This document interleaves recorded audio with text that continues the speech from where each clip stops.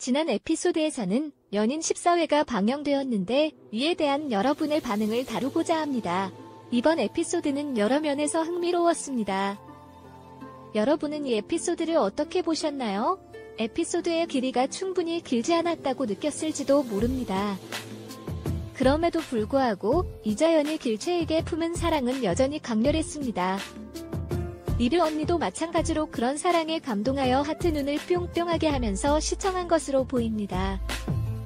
또한 각화가 길채를 잡아 포로로 잡혔을 때 왜 그렇게 길채가 죽지 않았느냐고 물으면서 내 목숨이든 말든 상관없다고 대답하는 장면이 인상적이었습니다.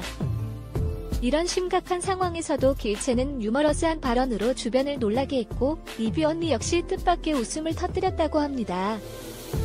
특히나 길채가 청나라 황제의 자리를 노려보겠다고 했을 때 리뷰 언니는 왜 이렇게 하는 거지?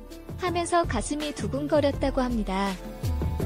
그런데 각화가 청나라 황제에게 직접 자신의 억울함을 이야기하는 장면에서는 각화의 담대함에 리뷰 언니도 감탄한 것으로 전해졌습니다. 이런 각화의 배포가 정말 대단하다고 여겨졌습니다.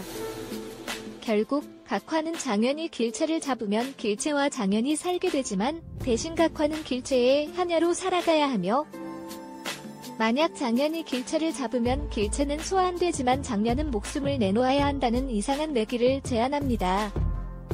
그리고 각화는 이 내기에 동의하여 장현을 구하기 위해 온 힘을 다해 노력합니다.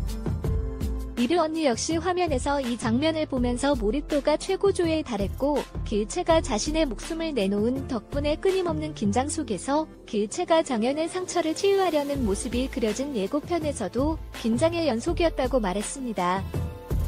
특히 장현이 다리가 아프다고 소리치며 길채를 시험하는 장면에서 리뷰 언니는 광대가 승천했다고 표현했습니다. 그리고 길채는 이제야 장현과 서로의 마음을 확인하고 꽁냥꽁냥한 시간을 보낼 수 있게 되었습니다. 리뷰 언니는 다음 주에 길채와 장현의 행복한 모습을 기대한다고 하면서 길채가 장현의 손을 잡으면서 서로에 대한 그리움을 느낄 때 자신도 그 손을 잡고 싶다는 생각을 했다고 전했습니다.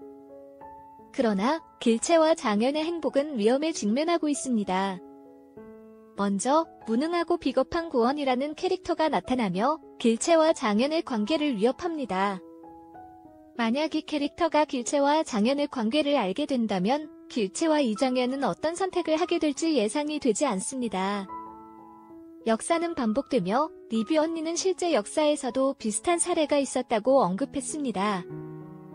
이와 관련해 길채가 자신의 사랑을 지키기 위해 어떤 행동을 할지 궁금해진 상황입니다. 두 번째 위험 요소는 각화라는 캐릭터입니다.